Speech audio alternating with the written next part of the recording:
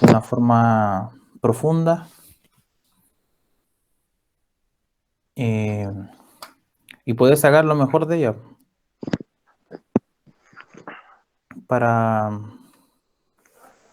para poder seguir creciendo. ¿Ya? Eh, bueno, antes de empezar y seguir, vamos a orar. No sé si mi hermano Antonio puede hacer una oración cortita, chiquitita, para poder empezar. Amén. Si escuchan bulla afuera, es mi familia, por si acaso. Son terribles bulliciosos. Ya, dele nomás. Ya, Padre Santo, aquí estamos, Señor, ante ti, ante tu presencia, Señor mío, reunidos como hermanos, Señor, siendo parte de ti, Padre Santo, parte de tu iglesia. Y estamos aquí congregados, Señor mío, solo por un motivo, para aprender de ti, Señor, para aprender de tu palabra y aprender también, Señor mío, a adorarte a través de lo que en ti vemos, Señor, por lo que tú te revelas a nosotros. Te pido, Señor nuestro, que abran nuestro entendimiento, Señor, para que podamos entender tu palabra, Señor mío. Te pido que le des gracias, Señor mío, al profesor que has puesto acá, Señor. Auméntale la gracia también, Señor mío, y el conocimiento en ti. Bendícenos, Señor, esta tarde y que este momento sea de un gozo para nuestros corazones y de gloria para ti, Señor. Te pido esto en el nombre de tu Hijo Jesucristo, nuestro Señor. Amén, amén.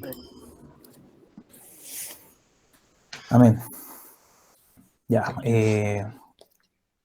vamos a comenzar en honor al tiempo. Vamos a tener un ratito la palabra de Dios. No creo que estemos mucho rato para no terminar tan tarde. Doy la bienvenida a Ezequiel Morales, que se acaba de conectar, y al hermano Leo. Ahí invitamos a algunos hermanos que puedan compartir también con nosotros. Bueno, a modo de resumen bastante rápido, eh, vamos, ahí sí.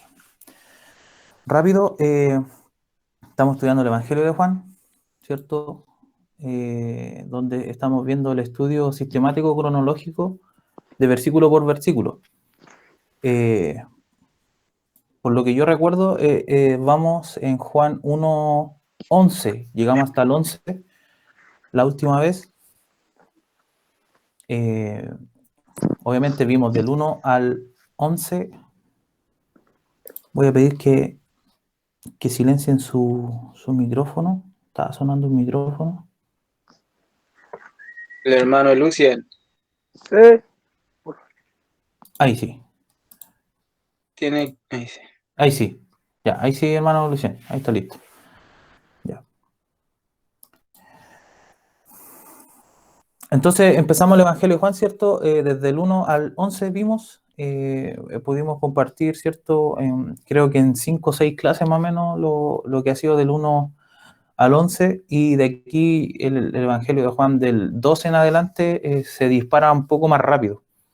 La cronología y el hecho de poder avanzar, el progreso que tiene el Evangelio es más rápido, ¿ya? No es tanto como del 1 al 11 o del 1 al 5, porque investigando también, estudiando, me he dado cuenta de que los estudiantes, los teólogos, ¿cierto? Los eruditos van dividiendo los comentarios o sus estudios personales que ellos han hecho. eh, Algunos estudian por temas, ¿cierto? Ustedes pudieron apreciar, ¿cierto? Entender y estudiar Juan 1:1, aparte, entre paréntesis, este tema de Juan, el libro de Juan, también lo estoy predicando en la iglesia donde yo me congrego, por lo mismo, por el mismo motivo, por el mismo sentir, porque acá lo vemos de una forma un poco más detenida, y en la iglesia se predica de una forma, a pesar de que igual es un estudio bíblico, pero de una forma un poco más rápida, debido al tiempo de las conexiones y de los servicios, ¿cierto? Los servicios en vivo tienen una pauta, ¿cierto? Un sistema, La un liturgia. protocolo, la liturgia, ¿cierto? Entonces, muchas veces no permite hacer el estudio tan exhaustivo, pero yo también lo he hecho a propósito. También el hermano Sebastián me ha ayudado a poder subir los videos que están en la página de Ventana de la iglesia donde me congrego yo, a subirla al canal de YouTube donde yo subo las clases de Juan. Entonces van a estar paralelas, van a estar todas las clases de, del libro de Juan, lo que hacemos acá el día miércoles, y las predicaciones que yo voy predicando del libro de Juan, así que se pueden complementar y potenciar ahí, porque también van a haber cosas que yo hago a propósito de que yo puedo predicar, por ejemplo, hablar del versículo 5 donde Juan habla de la luz y la vida, por ejemplo. 4 y 5 la luz y la vida, cosas que mencioné en la clase acá y en la predicación no mencioné, y viceversa. Entonces, es más que nada porque hay tanto material, hay tanto estudio, hay tanta materia en esto que ahí trato de segregar los contenidos y dejar cosas para el estudio acá y también para la predicación. Entonces, no es que acá va a quedar la grabación de Juan 1, 4 y 5 versus las que hice en la iglesia, van a ser diferentes, o iguales, perdón. No, sino que van a ser un poco diferentes, siguiendo el mismo matiz, sí, de estudio bíblico, y ahí ustedes se pueden complementar. Si hay algún hermano que quiere pedir los estudios, me avisa nomás, o al hermano Sebastián y le envía los enlaces de YouTube, y ahí está la predicación. Pero en fin, el fondo es lo mismo, ¿ya? No, el trasfondo es lo mismo, no hay una esencia, no se cambia la esencia del libro, ¿ya? 5 o 6 clases más o menos llevamos hasta ahora, llegamos al 11. eh, Vimos el versículo 7 la antepenúltima vez que hablamos de Juan el Bautista, ¿cierto? Este vino por testimonio para que diese testimonio de la luz, a fin de que todos creyesen por él. Es el versículo 7. No era en la luz, sino para que diese testimonio de la luz. Aclaramos que la luz, ¿cierto? Es Jesucristo mismo, hablando de Juan el Bautista. Y aquí surge la primera interrogante que yo quiero tomar para hacer como estilo introducción. Muchos hermanos piensan de que hay una parte en la Biblia, de los evangelios sinópticos, Mateo, Marcos, Lucas, que dice que Juan el Bautista era una luz, era una luz. Eh, pero esa palabra que se ocupa cuando se le atribuye a Juan el Bautista como la luz, no es como que posee la luz en un sentido, ¿cómo se pudiera decir? Eh, MacArthur lo dice que Juan el Bautista es una luz derivada. Ya hay una luz auténtica, la esencia de la luz eterna, ¿cierto? Que es Jesucristo mismo. Pero Juan, al tomar de esta luz y hablar de esta luz y testificar de esta luz, es una luz derivada, ¿ya? No es que no sea auténtico, sino que es a ver cómo se lo explico, es como cuando uno tiene, me imagino yo, una llave grande, en la empresa se ocupan llaves grandes donde tienen un caudal bastante fuerte, ¿cierto? Y salen litros y litros con mucha presión, pero dentro de ese caudal, de esa manguera, por así decirlo, hay mangueras chicas donde uno también puede sacar de esa agua, pero obviamente las mangueras chicas son derivadas de ese canal principal, y así uno puede sacar y alimentarse con esa agua, ¿cierto? Según la medida de la llave en este caso. Es lo mismo, Jesucristo es principal, es el caudal de esta luz principal, que Él mismo es la luz, que esto se va estableciendo desde el versículo 4, el 5, y Juan el Bautista viene para hablar de esta luz.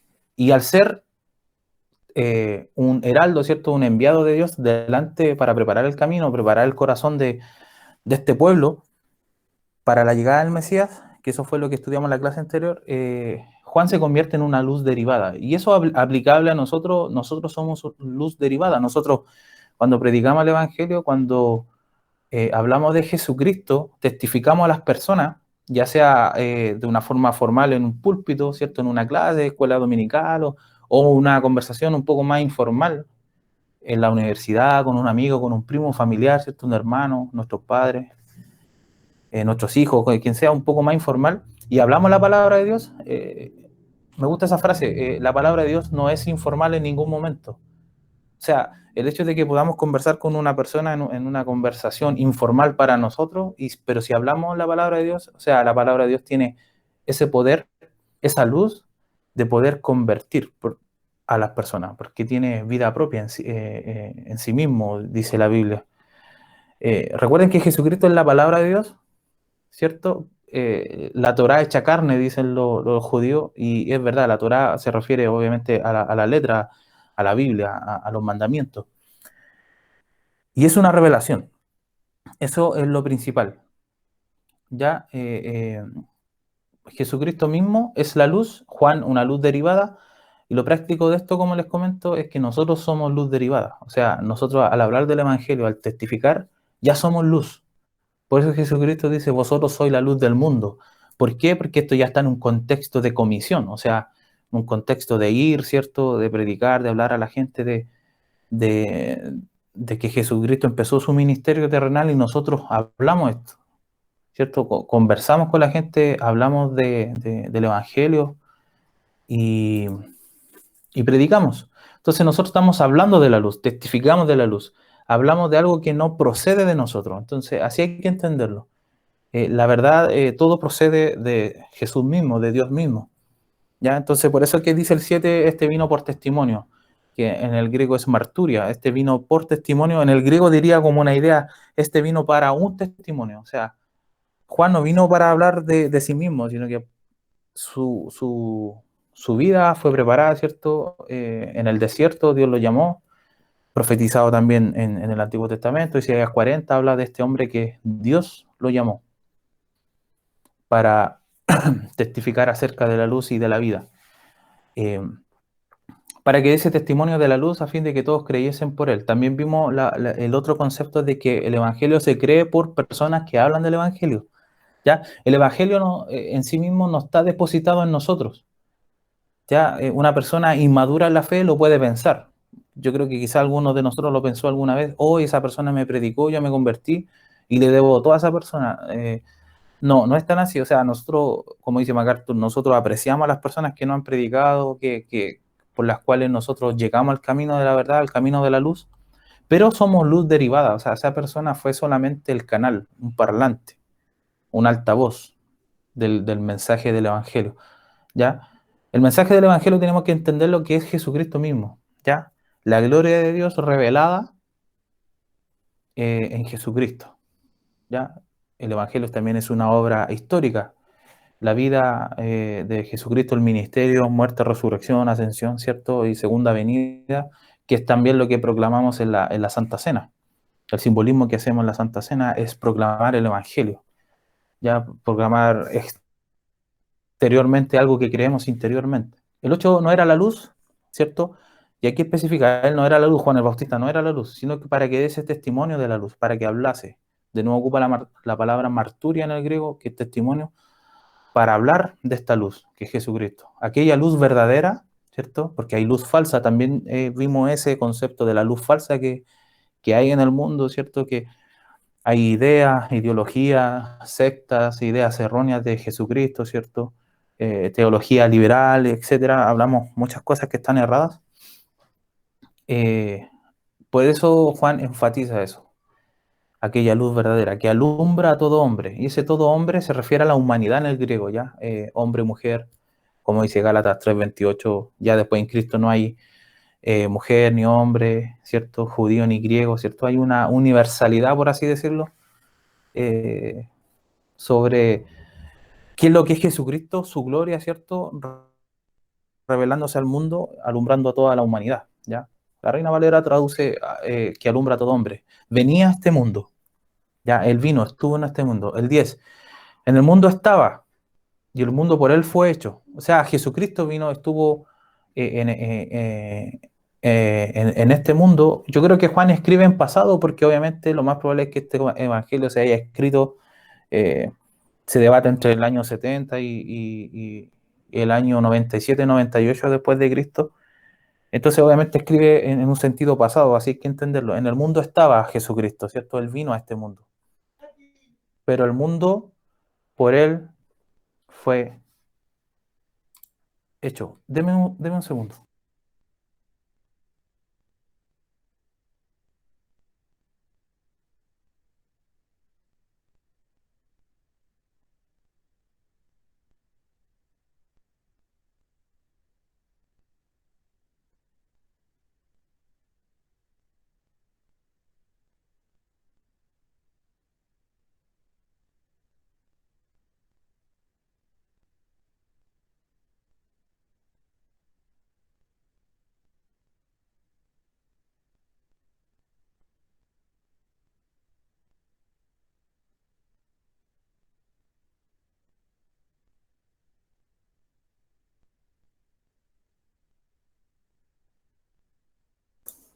Ya, hermano,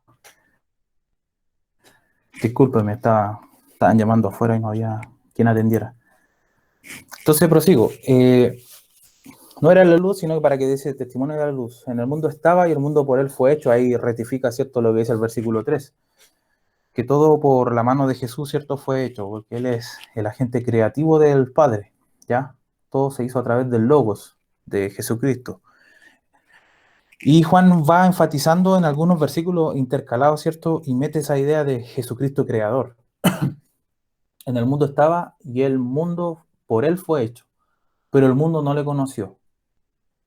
Ya no le conoció realmente quién era, ¿cierto? El contexto de la vida de la luz, la verdad, ¿cierto? El logos, la revelación del Padre, la perfecta revelación que pudo haber tenido Dios a este mundo está en la persona de Jesucristo. Desde aquí quedamos. Juan 1:11. A lo suyo vino y los suyos no le recibieron. ¿Y se acuerdan que debatimos dos puntos de vista teológicamente históricos? Que a lo suyo vino se puede referir al Israel étnico, ¿cierto? Como nación. En ese momento, Juan escribiendo ahí, hay que imaginarse que vino a nosotros, los judíos, y los suyos no lo recibieron, que esa es una interpretación posible, ¿ya? Y la otra es que a lo suyo vino, o sea, el hecho de que el Logos, Jesucristo, haya venido a este mundo y se haya hecho humano, semejante a nosotros, vino a su creación, a todo lo creado, no solamente al ser humano, sino que vino a esta creación que quedó bajo la maldición del pecado, ¿cierto? Que quedó, como dice Peremillo, el pecado hizo estragos en la humanidad. Entonces, todo lo que está aquí le pertenece a Dios. Entonces, ahí está el concepto, a lo suyo vino. Y entonces están estos dos conceptos que pudo haber sido, obviamente, el Israel étnico o todo lo creado. Eh, y hablamos un poco, y se acuerdan que debatimos un poco y conversamos ese tema la última vez. Ya, ese es como el resumen eh, rápido de lo que hemos visto.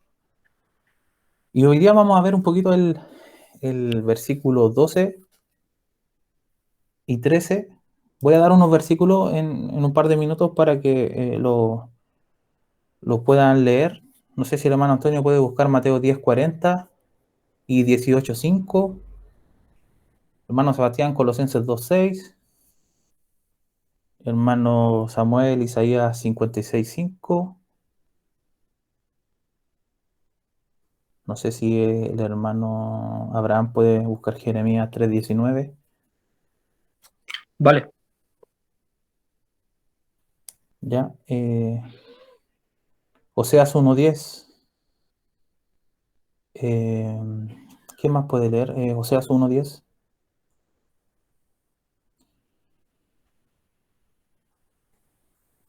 Bueno, ahí lo vamos viendo. Ya, tenemos Mateo 10:40 y 18:5, Colosenses 2:6, Isaías 56:5, Jeremías 3:19. Oseas 1:10 lo puedo leer yo.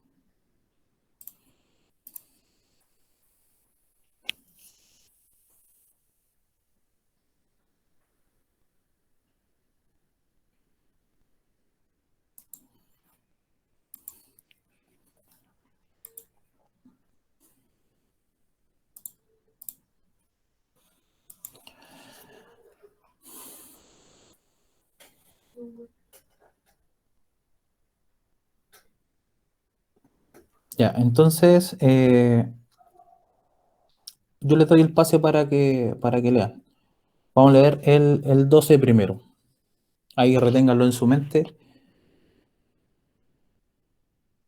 El 11 decía, a los suyos vino y los suyos no lo recibieron. Ahí terminamos. El 12, más a todos los que le recibieron, a los que creen en su nombre, le dio potestad de ser hechos hijos de Dios.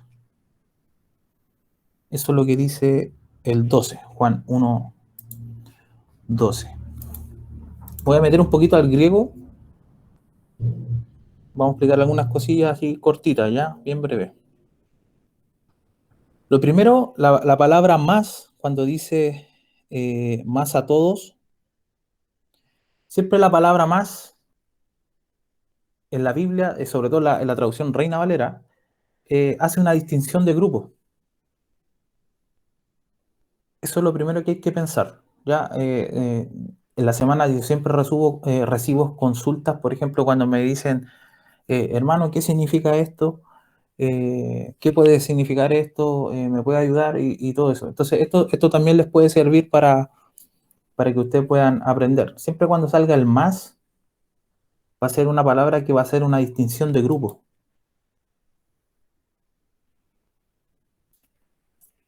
En el griego,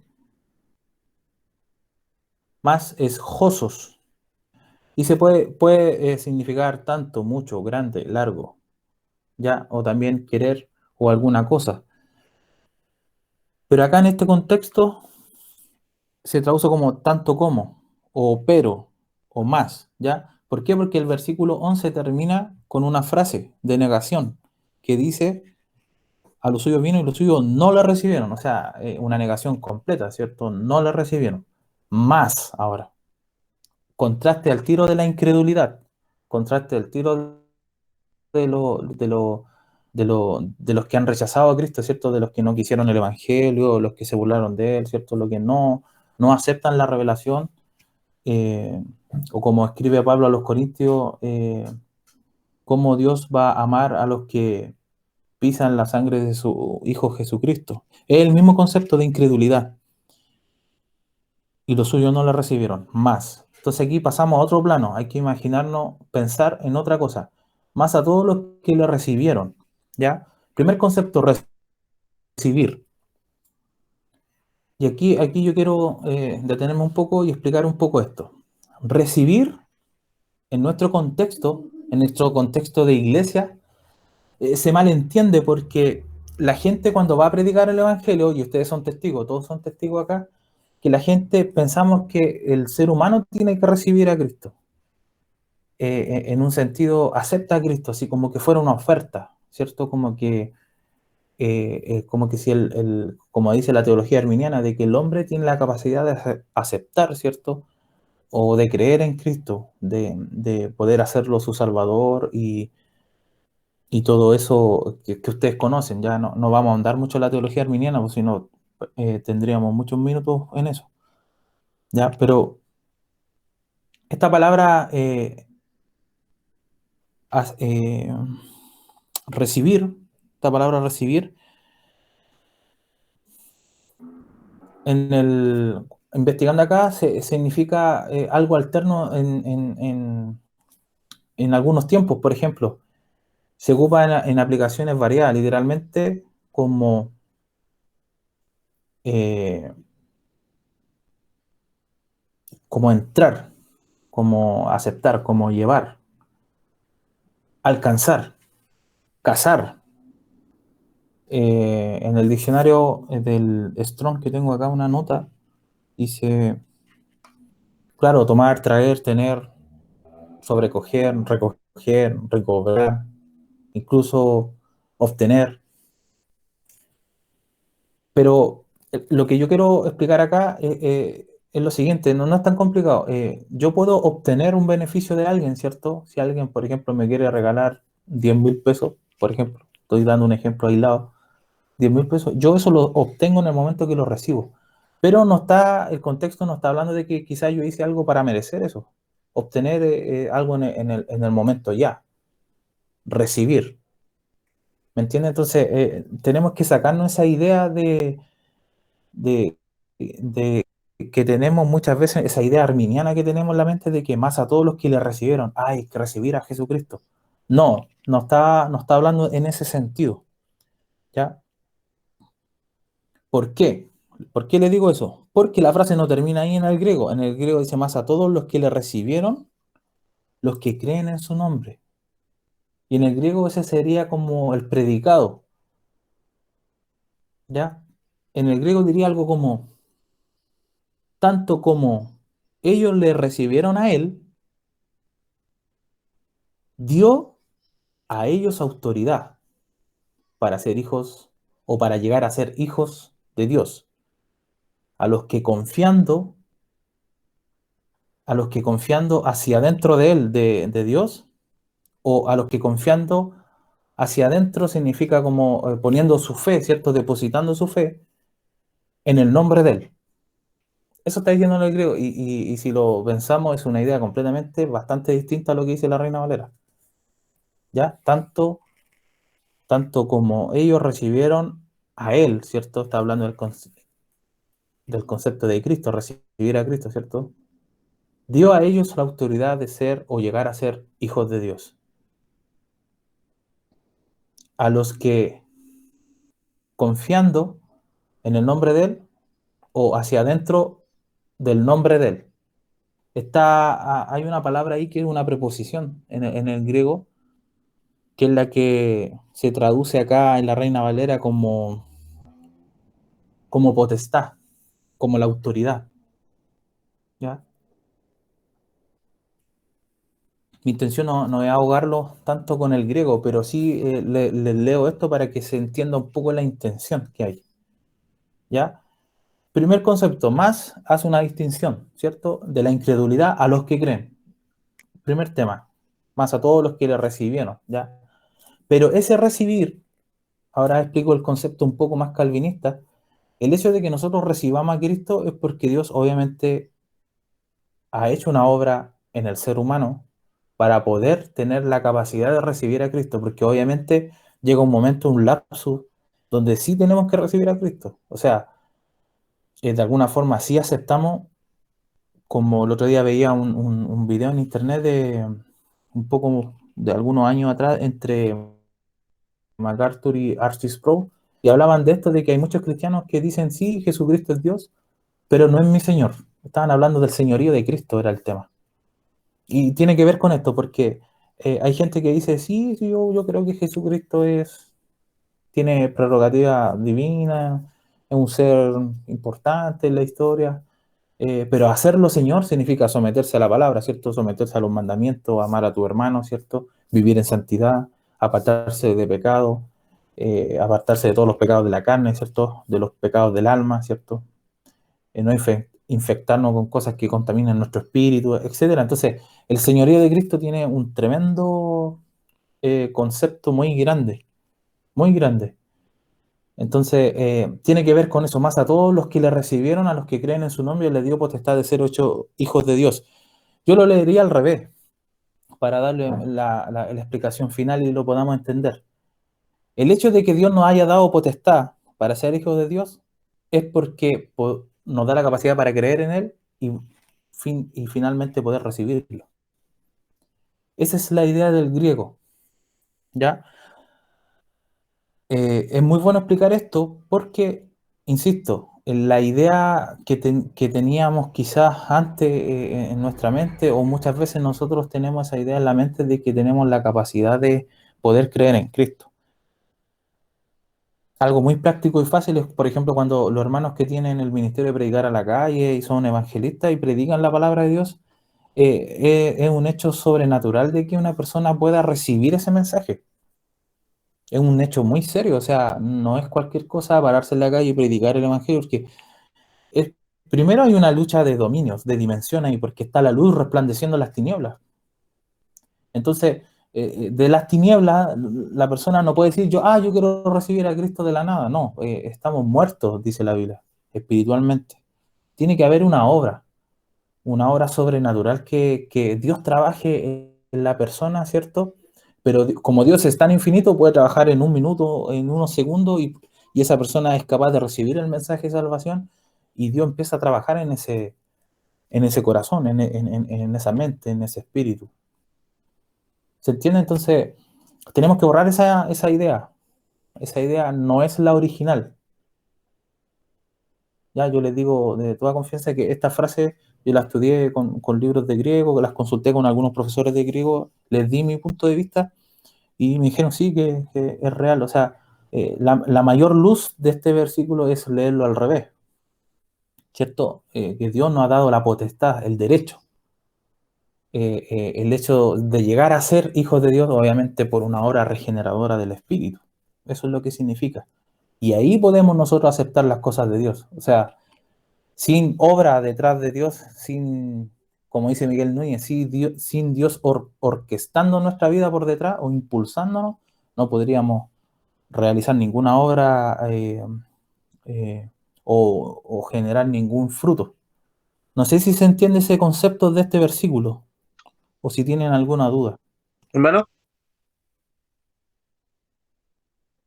Es, no, no, dale, no, dale.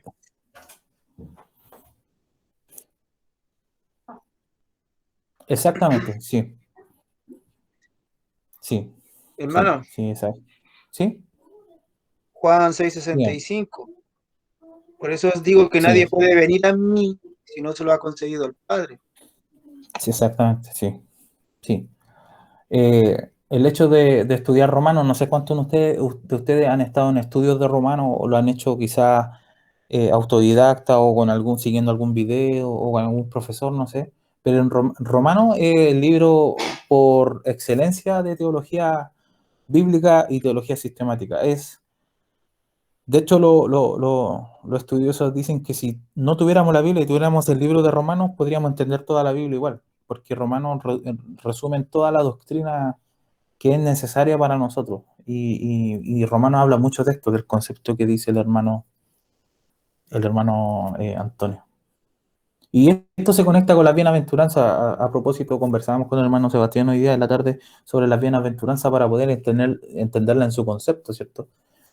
Aparentemente la teología del pacto entiende la bienaventuranza como hijos del reino, ¿cierto? Obviamente aplicado al reino ahora, y el dispensacionalismo hace una distinción y da una característica, o pudiéramos pensar que la característica es apuntar hacia el reino milenial, donde la gente que entra al reino, ¿cierto? Milenial va a tener estas características. Pero yo creo personalmente que son las dos, porque si estamos en un reino hoy, eh, los teólogos dispensacionales un poco más que comparten bastantes ideas de la teología del pacto dicen que estamos en el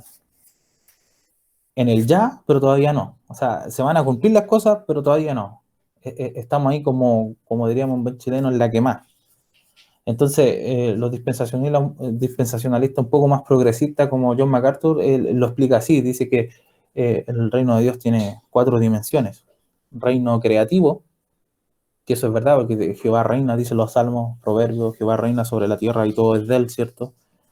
Eh, Está el reino mediatorial, que sería lo de la teología del pacto, que dicen que estamos viviendo el reino, ¿cierto? El reino de Dios, comandado por la iglesia, por ocupar el término, ¿cierto?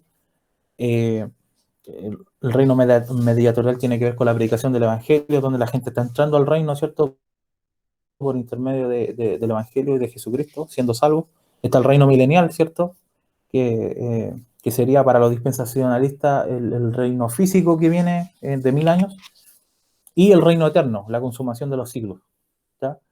Entonces, los teólogos que son como un poco, a pesar de que hay dos distinciones grandes de teología, los teólogos hablan de esto y tratan de fusionar esto para que no haya tanto conflicto con las bienaventuranzas, pero yo creo que cae perfectamente a las dos. ¿Ya? De repente estos temas teológicos son como hablar en chino, así que me disculpan por eso, pero si hay alguien que no entiende puede preguntar, no hay ningún problema. Eh, pero obviamente este versículo se puede aplicar a la bienaventuranza, porque las bienaventuranzas son características del pueblo de Dios redimido, o sea, eh, eso. Si me pongo a hablar de Mateo 5, terminamos muy tarde, así que... Entonces, esa es la idea del versículo 12. Mas a todos los que le recibieron, a los que creen en su nombre, le dio potestad de ser hechos hijos de Dios. Otro principio, antes que se me vaya. El hecho de creer en su nombre es la base de ser hechos hijos de Dios y llegar a la salvación. Ojo, también estuve investigando algunos libros y hay teólogos que dicen que llegan a esta conclusión. El libro de Juan establece la base de fe para poder salvo, creer en Cristo, creer en su nombre. Y creer en su nombre significa creer lo que Él es antes de lo que Él hizo. Ya, porque hay mucha gente que conoce a Cristo históricamente, pero no lo acepta, no se somete a su voluntad, a los mandamientos y todo eso. Creer en su nombre significa creer en la esencia de Cristo, ¿cierto? Todo lo que Él es, su obra también, obviamente, pero lo primordial es creer en su nombre, es creer la identidad de Él. Por eso estudiamos Juan 1.1, porque esos versículos del 1 al 3 hablan de la identidad del Logos, el Logos preencarnado o preexistente, que no solamente es un hombre naciendo en el vientre de María, ¿cierto? Y que nació en un pesebre y cantamos en Navidad, el niño Dios. No, esto es tremendo, es Dios en la carne, hay que entenderlo así. Y creer que era Dios en la carne está involucrado en la salvación y la potestad o el derecho de ser hecho hijo de Dios. O sea, la pregunta es, ¿cómo llegamos a ser, cómo llegamos a ser hijos de Dios? ¿Cuál es el medio de que nosotros lleguemos a pensar o que la Biblia nos dice que somos hijos de Dios? En la cláusula de al medio de este versículo está el secreto, a los que creen en su nombre. Entonces los teólogos en estos libros que les comento que yo leía llegan a la conclusión de que Juan establece la base de fe, de conversión, en base a creer, no en arrepentimiento. Si uno lee la Biblia, ¿cierto? Se va a dar cuenta de que sí, hay hombres que se arrepintieron, ¿cierto? De su vida, ¿cierto? De su pecado, ¿cierto? Pero es una convicción que da el Espíritu Santo, que no es el tema que estamos tocando ahora. Pero estos teólogos han llegado a esa conclusión de que Juan no habla del arrepentimiento. Ahora, esto no quiere decir que vamos a dejar el arrepentimiento afuera y no nos vamos a arrepentir. No, no estoy diciendo eso. Solamente estoy estableciendo la base doctrinal de lo que habla Juan. Juan establece conversión. Dios promete vida eterna, conversión, ¿cierto? Una vida nueva, una vida de bendición, ser hecho hijo de Dios, llamado hijo de Dios, por creer en su nombre. ¿Ya? Y aquí llegamos a otra pregunta un poco más calvinista también. ¿Cómo llegamos a creer en su nombre? Y eso ya lo respondimos en este rato. O sea, es una obra soberana de Dios, una obra sobrenatural. ¿Por qué? Porque hay elegidos. ¿Y por qué hay elegidos? Porque Dios lo quiso, Dios lo determinó en su soberanía. El libro de Romanos, como les comentaba, habla de eso, ya que es un tema muy infinito. Indagar en la presciencia se llama el atributo de Dios. Ya conocer las cosas desde la eternidad y saber todo lo que va a ocurrir en nuestro tiempo. Dios conoce el futuro. Ya, entonces con eso yo creo que podríamos explicar ese versículo. Eh,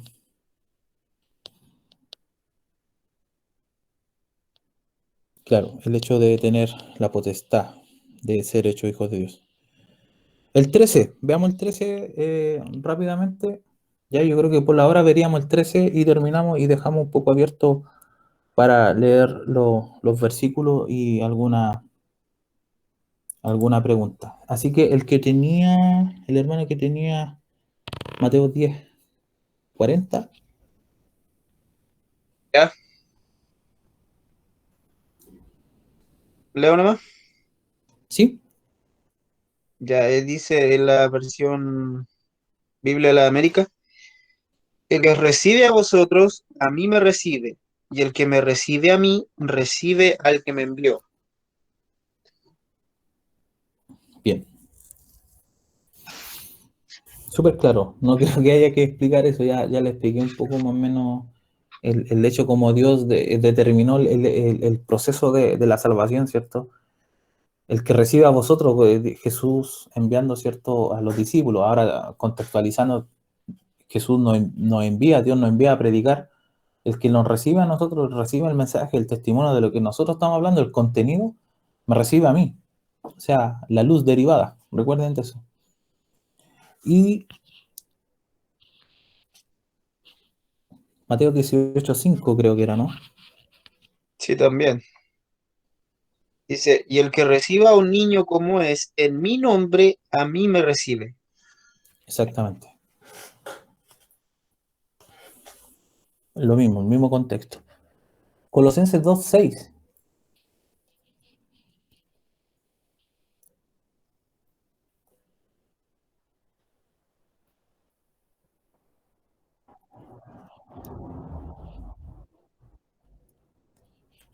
Bien. Recibir, de nuevo el concepto, a los que le recibieron. De la manera que lo recibimos, ¿cierto? Un hecho soberano, un hecho sobrenatural. Si nosotros recibimos con temor el hecho de recibir el Evangelio y que Dios nos haya abierto los ojos, sacado esta venda, y llegar al conocimiento de algo eterno, de algo sublime, ¿cierto? Que es conocer la gloria de Dios, ¿cierto? El progresismo que hay dentro del desarrollo de la historia de la redención, que lo conocemos por la Biblia, son cosas sagradas. Entonces, eh, es lo mismo que, ¿se acuerdan de ese versículo cuando Pablo le dice a uno de sus discípulos, le dice, aviva el fuego de, de- del don de Dios que fue puesto en ti, o sea, por imposición de manos, ¿cierto? Eh, y eso se toma como hermano pentecostal, se toma y se habla de los dones del fuego y no tiene que ver nada en eso en el idioma original. En el idioma original está diciendo, ponte las pilas en el ministerio que Dios te ha dado. O sea, si Dios te dijo que ibas a ser, estoy parafraseando, ¿no? O un orador, ora. Un ofrendero, pasa a la ofrenda. Si, un coordinador, coordina. Predicador, dedícate a predicar. O sea, es atender el ministerio, atender a lo que Dios nos ha llamado, a eso tan sagrado. Entonces, de la manera que nosotros fuimos llamados a andar en él, con el mismo temor. Isaías 56:5. Dice, yo les daré lugar en mi casa y dentro de mis muros, y nombre mejor que el de hijos e hijas. Nombre perpetuo les daré, que nunca perecerá. Sí, amén. Jeremías 3:19. No sé si alguien le dice a alguien o Sí, no. Sí. dice así, yo preguntaba, ¿cómo os pondré por hijos y os daré la tierra deseable, la rica heredad de las naciones? Y dije, me llamaréis Padre mío, y no os apartaréis de en pos de mí. Sí. El contexto, recuerdan de Jeremías, no sé si se acuerdan que Jeremías escribe en una parte de su libro y habla del nuevo pacto que apunta, ¿cierto?, al pacto de sangre, al pacto de gracia, donde Jesucristo iba a morir, ¿cierto?, donde iba Dios sacar el corazón de piedra y poner uno de carne, ¿cierto?, y los iba a hacer andar en sus caminos, perseverar, ¿cierto? Ellos serán mi pueblo, yo seré su Dios. Entonces, ahí hay luces de anunciar el nuevo pacto, ¿ya? Obviamente dentro del contexto de a los que le recibieron. Voy a leer Oseas 1:10, creo que era. Con todo será el número de los hijos de Israel como la arena del mar, que no se puede medir ni contar. Y en el lugar en donde les fue dicho, vosotros no sois pueblo mío, les será dicho, soy hijos del Dios viviente. Claro, llegamos a ser hijos del Dios viviente eh, bajo la soberanía de Dios.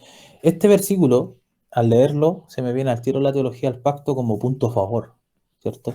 Porque obviamente nombra, mire lo que hace, dice, con todos los hijos de Israel como la arena del mar, ¿cierto? Y será el número de los hijos de Israel como la arena del mar. Y si pensamos en un Israel étnico, no es un país grande, ¿cierto? Que no se puede medir ni contar.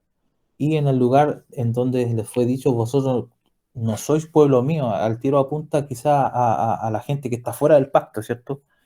Les será dicho, sí son hijos del Dios viviente. Entonces, claramente habla de la iglesia, ¿ya? Pero lo vamos a dejar ahí, no, pause. Eh, ya veamos rápidamente sí, por la hora, el 13. Versículo 13. No sé si hay más consulta de este versículo. Ya este versículo tiene mucho que sacar también. Ya, hay mucho que ustedes pueden investigar y todo eso, pero hablamos un poco del corazón de lo que quiere decir el versículo. El 13 dice, los cuales no son engendrados de sangre, ni de voluntad de carne, ni de voluntad de varón, sino de Dios. Fuerte. Voy a leer una nota que tengo aquí.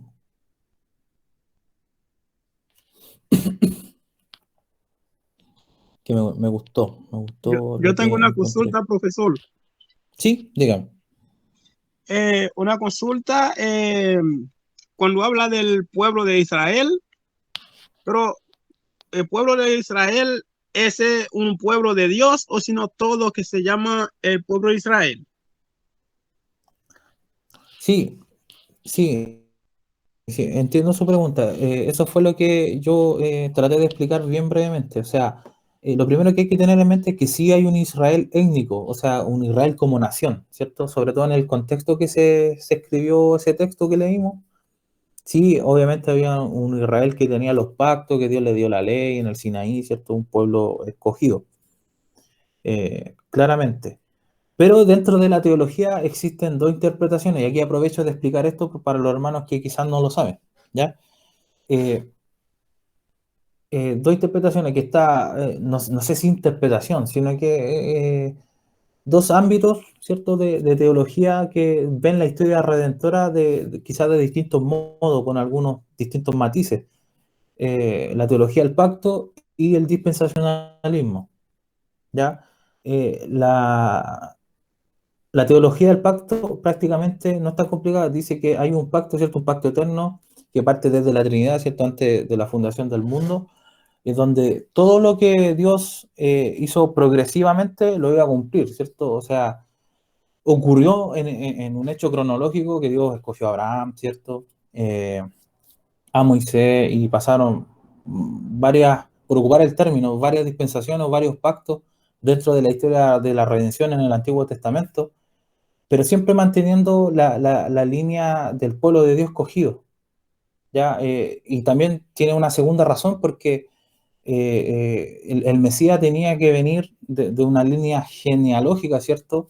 De de una promesa que viene de mucho más atrás. Hay algunos que dicen que viene de Génesis 3:15, otros dicen que viene de más atrás, pero no nos vamos a meter ahí. Entonces, la teología del pacto hace una de la redención, ¿cierto? Y en términos bien fáciles, como que Dios tiene un solo pueblo, un solo, eh, un solo pueblo en mente, ¿cierto? Para redimir a los que Dios compró, ¿cierto? A los que Dios predestinó y todo eso. Eso también aplica en el dispensacionalismo. Pero es solamente hace un pueblo. Y ahí hay una de las diferencias, ¿cierto? Uno de los, entre paréntesis, que hay en diferencia al dispensacionalismo. El dispensacionalismo dice que sí hay un Israel étnico escogido y sí hay un pueblo escogido en el Nuevo Testamento que nace en Hechos 2 como la iglesia. Entonces hay una distinción de pueblos, ¿ya? Eh, y ahí es donde chocan estas teologías y dicen, no, que Dios escogió solo un pueblo, va a redimir de la misma forma a un solo pueblo. Entonces los teólogos dispensacionales hacen esa diferencia de que no, hay distintos pactos para distintos pueblos, ¿cierto? Eh, y muchos se cuelan, obviamente, de varios versículos. Otro punto también diferente es la hermenéutica, ya la hermenéutica de la rama de la teología que se dedica a la interpretación de la Biblia. Ya la hermenéutica que ocupa la teología del pacto es una mayoritariamente hermenéutica simbólica o espiritual, ¿ya? Donde obviamente los teólogos contrarios, que sería el dispensacionalista, atacan a la teología del pacto que eh, abusan de los versículos que ellos están espiritualizando, ¿ya? Ese es como uno de las diferencias. Versus el dispensacionalismo que se basa en una hermenéutica, en una interpretación histórico-gramatical literal, que significa lo que dice el texto, ahí literalmente es lo que significa, y tienen una regla de que los textos de la Biblia interpretan la Biblia, o sea, no hay que buscarle más. Entonces, hay varios matices distintos en la teología, ¿ya? Que obviamente compiten o combaten a lo largo, eh, pero sí en términos soteriológicos, en términos de salvación, ¿cierto? Están muy unidos, ¿cierto? Porque hay un solo redentor, ¿cierto? Hay un Dios trino, eh, hay hartas doctrinas que son doctrinas cardinales o primarias que no hay distinción ahí, o sea, no se separan, ¿ya? Sino que se separan lo han llamado los teólogos en doctrinas secundarias, ¿ya? Que no tienen directamente que ver con la salvación de la persona. Por ejemplo, la escatología, los sacramentos, el hecho de que yo crea que quizá Israel, yo soy el Israel espiritual o no, eso a mí no me quita la salvación de creer solamente en el Logos encarnado, ¿me entiendes? Entonces, hay distinciones teológicas y doctrinales en esta variación de teologías, ¿ya? Entonces, va a depender obviamente del lente óptico, doctrinal y teológico que nosotros tengamos, dónde vamos a ir a estos versículos, ¿ya? Hay muchos libros también que ustedes pueden adquirir, comprar o ver ahí en internet o videos que le van a explicar mucho más exhaustivamente la teología del pacto y el dispensacionalismo. Eh, pero no pretendo hacerlo ahora sí porque por un tema de tiempo, ¿ya? Entonces va a depender también de la escuela teológica donde nosotros hayamos crecido, ¿cierto? O quizá alguno ya cambió un poco su teología, ¿cierto? Y se adhiere a otra posición, ¿cierto? Y dentro de las posiciones, cuando somos maduros en la fe, no nos agarramos de las mechas, sino que compartimos nuestras diferencias, ¿cierto? Y de repente tiramos bromas y cosas así. Pero dentro de la esencia, gracias a Dios, la esencia de las doctrinas principales, no hay división. Y eso yo creo que es lo más importante.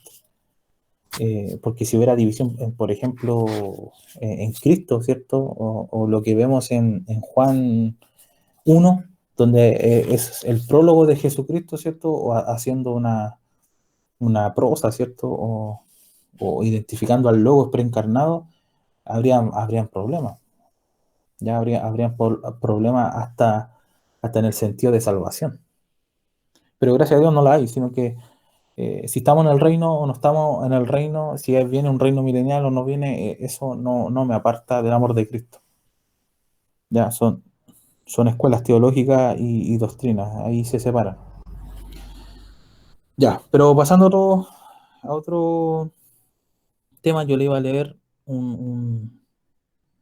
una nota que obviamente tiene que ver con el versículo que vimos también recién, ¿ya? Y pasamos al 13 bien rapidito. Es una nota del teólogo MacArthur. Dice, la conjunción más es un pequeño punto de apoyo que marca un cambio dramático, que fue lo que hablamos. El odio de que el mundo siente por Dios y el rechazo a Cristo no invalidan o frustran el plan de Dios en ningún modo. Él hace que hasta la ira del hombre lo alabe. Eso me impactó. Él hace que hasta la ira de los hombres, ¿cierto?, lo alaben. ¿Quién es Dios? Había deseado salvar antes de la fundación del mundo, como dice Efesios 1:4 y segunda de Timoteo 1:9. ¿Cierto? Quienes Dios había deseado salvar antes de la fundación del mundo abrazarían por fe a Cristo, como Él lo declaró en Juan 6:37. Todo lo que el Padre me da, vendrá a mí, y al que a mí viene, no le echo fuera. Este versículo también es importante porque obviamente habla de la predestinación y también habla de la voluntad humana. Es como que en este solo versículo, en esta sola frase, tenemos respuesta para las dos. Todo lo que viene, todo lo que el Padre me da, vendrá a mí. O sea, todo lo que el Padre tiene preparado como regalo para su Hijo Jesucristo, en términos redentivos, ¿cierto? Van a venir sí o sí a Jesucristo. Y confusión, distinción, al que viene a mí no le echo fuera, o sea, voluntariamente. Entonces aquí hay luces de predestinación y responsabilidad humana. La palabra en griego lambano dice recibieron, podría traducirse también como agarrar, obtener o asir. Recibir a Cristo requiere más que el mero reconocimiento intelectual de sus afirmaciones, que era lo que yo le explicaba. La última cláusula del versículo 12 se refiere a los que lo recibieron como los que creen en su nombre. El concepto de creer en Cristo, otro tema importante para Juan, se desarrollará en pasajes de este mismo evangelio, ¿cierto? Más adelante, en el 6, en el 8, en el 9, en el 12, 14, 16, 17. Pero se dan cuenta de que el tema de creer, cuando hicimos la introducción el primer día, creer, el apóstol Juan nombra aproximadamente 100 veces creer. Ya, entonces este libro es altamente evangelístico, como se lo he dicho en todas las clases, porque su propósito es evangelizar. En un comentario de NBI que vi el otro día, decía el comentarista, eh, decía que por excelencia para los hermanos que les gusta predicar o sienten el llamado al evangelismo, tienen que leer Juan, estudiar Juan, sí o sí. Su nombre se refiere a la totalidad de Cristo como ser, todo lo que es y hace. También se lo expliqué de una forma resumida. De este modo, no es posible separar su deidad de su humanidad, su ser salvador de su ser Señor, su persona de su obra redentora. La fe salvadora acepta a Jesucristo en todo lo que las escrituras revelan de él. Acá MacArthur hace la fe, dice la fe salvadora, ¿cierto? Porque también hay fe ciega. No sé si ustedes han escuchado de ese concepto de fe ciega, que es la fe como más científica. Aunque las personas no se pueden salvar hasta que lo reciban y crean en Jesucristo, la salvación es una obra soberana de Dios sobre el pecador ciego y muerto. Juan declara simplemente que nadie llegaría a Jesús a menos de que Él le diera la potestad de ser hechos hijos de Dios. Tremendo. Estos se salvan completamente por gracia. Ya ese es el medio, la gracia de Dios, que significa don inmerecido, ¿cierto? Algo que a nosotros nos regalan pero no merecemos. Por medio de la fe. La fe es el medio. Y esto no es de nosotros, pues es don de Dios, no por obras para que nadie se gloríe. Eso es Efesios 2, 8 y 9. Lo conocemos de memoria. Porque Dios los ha escogido desde el principio para salvación, como dice 2 Tesalonicenses 2:13. De modo que son, y aquí entramos un poquito al 13, de modo que son engendrados de nuevo. Juan 3. Ustedes conocen Juan 3, que todavía no llegamos ahí, pero cuando lleguemos ahí vamos a hablar de la regeneración espiritual, el nuevo nacimiento, la conversación que tuvo Jesús con Nicodemo. De modo que son engendrados de nuevo, no de sangre, ni de voluntad de carne, ni de voluntad de varón, sino de Dios. Estas tres declaraciones negativas enfatizan el hecho de que la salvación no se obtiene por medio de herencia racial o étnica, sangre, ¿cierto? No de sangre. Ninguna herencia te puede hacer salvo o hijo de Dios. Ningún deseo personal, carne, o un sistema construido por el hombre varón, ¿cierto? Ni por voluntad de varón, sino de Dios. Entonces aquí vemos tres aspectos bastante importantes. No hay herencia, ¿cierto? Por ser quien soy humanamente, de la familia, no sé cuánto, no, eso no. Deseo personal, yo deseo tener un hijo, engendrar un hijo, tener un hijo con mi esposa porque yo lo quiero engendrar. No, sabemos nosotros los hijos de Dios que los hijos vienen de Dios. Entonces, nosotros de alguna forma podemos ocupar ese ejemplo de tener hijos con respecto a este versículo. El deseo personal de la carne al traer hijos al mundo no, no es concebido, esto es mío, ya esto es personal. El hecho de que venga un niño al mundo es un hecho, una maravilla que Dios creó, es un hecho pero completamente, creo yo, divino. ¿Ya? Es una bendición tener hijos. La Biblia dice que los hijos, ¿cierto?, son herencia de Jehová. Y fíjese que hay matrimonios, hay parejas que intentan tener hijos y no pueden. Y los métodos están por aquí, se sacan los métodos y prueban y no pueden. Y no hay caso. Se hacen estudios y cosas, no, sí, ellos también y no pueden. Y yo cada vez que escucho eso, yo me acuerdo de este versículo, porque es Dios quien da de alguna forma la vida bios, que fue lo que nosotros vimos en los versículos 5 y 6 de este mismo capítulo, vida bios, y la vida zoe. ¿Recuerdan eso? La vida bios, vida biológica, todo lo creado por Dios. Nosotros somos creación de Dios, somos carne, ¿cierto? Tenemos un alma y un espíritu. Pero también hay una vida zoe, la vida espiritual. Entonces nosotros, aunque queramos convertirnos en cristianos, en hijos de Dios, no vamos a poder. No hay herencia racial, sangre, no hay deseo personal, que es deseo de la carne, y no hay ningún sistema constituido o construido por el hombre, ¿cierto? O en línea genealógica, que los reyes y que eso rige acá en el mundo, sobre todo para allá, para Europa, países que están las dinastías y todo eso, ¿cierto? Que el hijo del rey, el príncipe y eso, acá eso no ocurre. Acá lo que dice la Biblia es tajante, los cuales no son engendrados de sangre, ni de voluntad de carne, ni de voluntad de varón, sino de Dios. Entonces la pregunta es, ¿cómo nos hacemos cristianos? ¿Cómo llegamos a nacer de nuevo? ¿Cómo llegamos a este conocimiento? ¿Cómo llegamos a la iglesia? ¿Cómo nos constituimos iglesia nosotros? ¿Cómo tenemos comunión con nuestro hermano? ¿Cómo llegamos a esta vida nueva? ¿Cómo llegamos a nacer de nuevo? La Biblia lo dice, por voluntad de Dios. Así de sublime es la salvación. Entonces eso es lo que tenemos que entender. Prácticamente es así de simple, no hay nada más que agregarle a este versículo. En el griego dice, vamos a leer el griego y terminamos. Quienes no proceden de sangres, ni proceden de ninguna cosa deseada de la carne, ni procede de cosa deseada de ningún varón, sino procedente de Dios fueron nacidos. Eso dice el griego. ¿Ya? Y obviamente nacer de nuevo está en el contexto espiritual.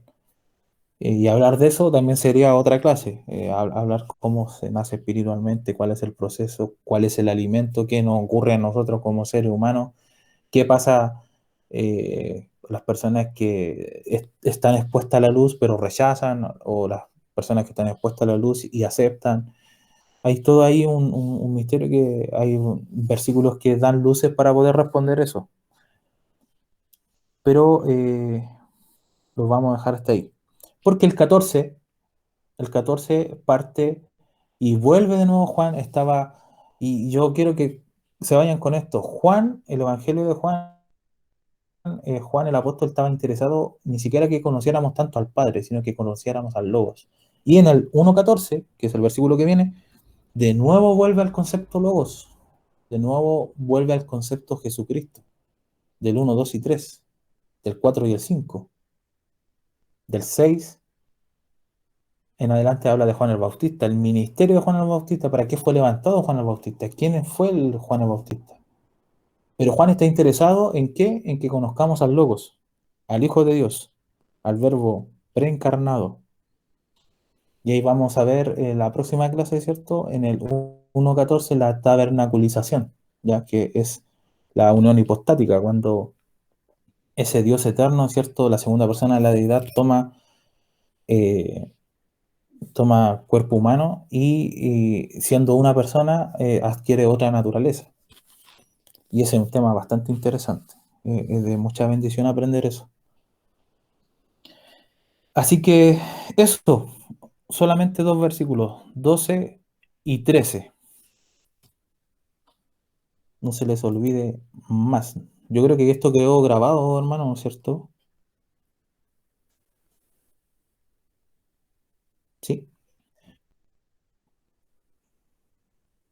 Sí, sí, es más o menos el promedio normal. De hecho, igual quise leer lo de MacArthur porque MacArthur tiene esa capacidad de resumir mucho tema en tan pocas palabras. Entonces, también podríamos haber hablado mucho más.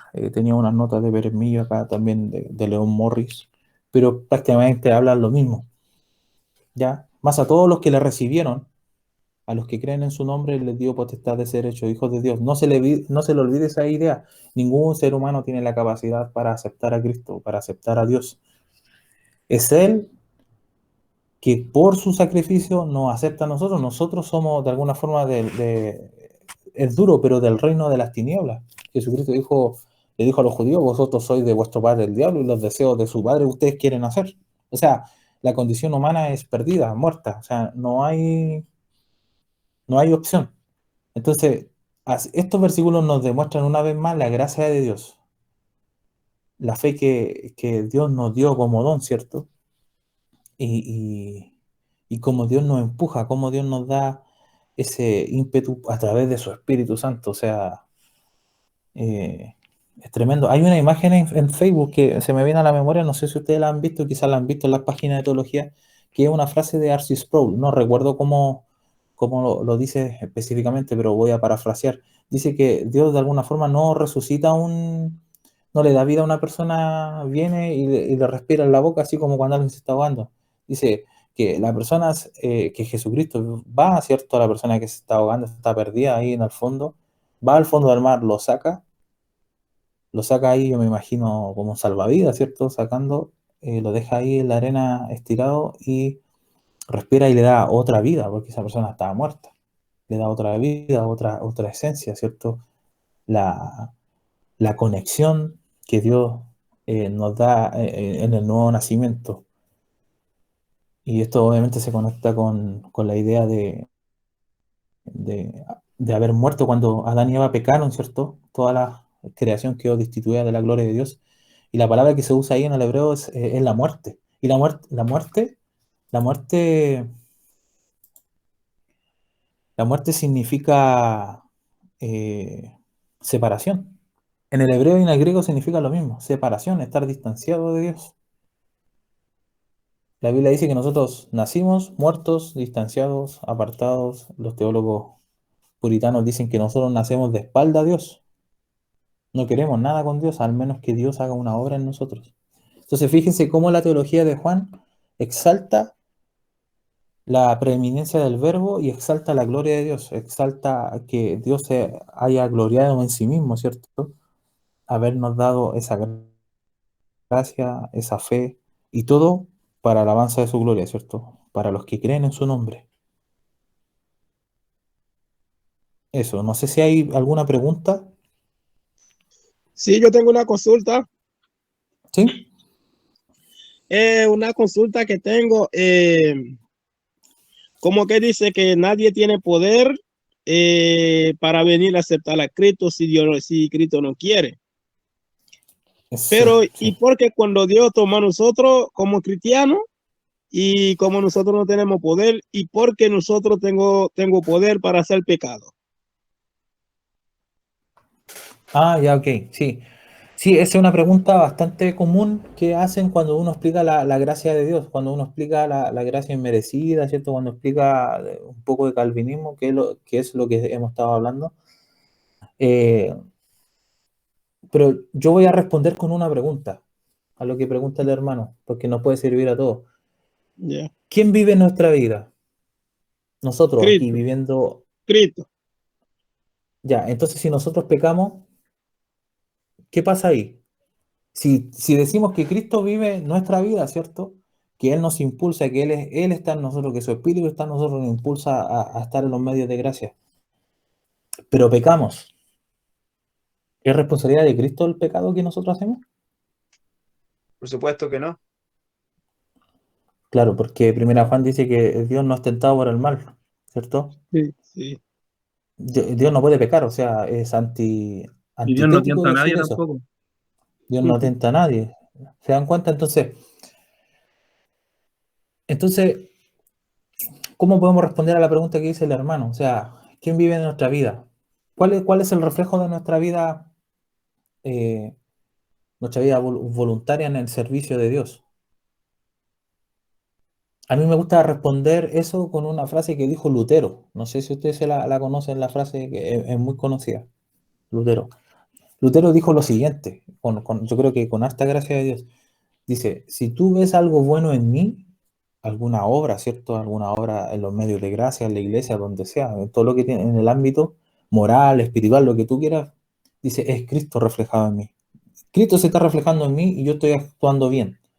Pero si tú ves un error en mí, Eso es mío, no es de Cristo. Mm. Entonces, lo que tenemos que entender es que la vida cristiana es una dualidad. Es como la autoría de la palabra de Dios. ¿Se acuerda cuando lo vimos en bibliología? Si hacemos esa pregunta categórica, ¿quién escribió la Biblia? ¿La escribió Pablo? ¿Sus cartas? Sí, pues, la escribió. Pero si yo digo, ¿quién es el autor de la Biblia? ¿Dios? Dios. Sí, pues. ¿Se dan cuenta de la dualidad? Entonces, en el cristiano es lo mismo. O sea, nosotros somos el tabernáculo de Dios. Él habita en nuestro ser, en nuestro cuerpo, ¿cierto? Y a Él le interesa mucho el cuerpo espiritual, es donde Él reside, habita, el cuerpo almático, que tiene que ver con nuestra mente, con nuestro corazón, sentimiento, carácter, voluntad, emociones, ¿cierto? Y el cuerpo, porque somos seres tricótomos, no, nos componemos de tres partes, entonces Dios le interesa la consagración completa, completa, porque somos hechos a imagen y semejanza de Dios.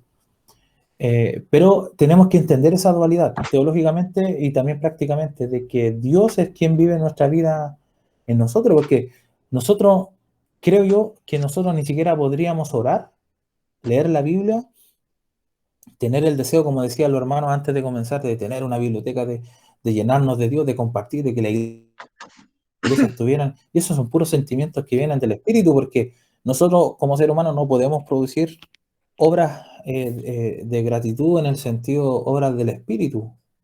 No podemos transmitir cosas que sean celestiales, eternas, ¿me entiendes?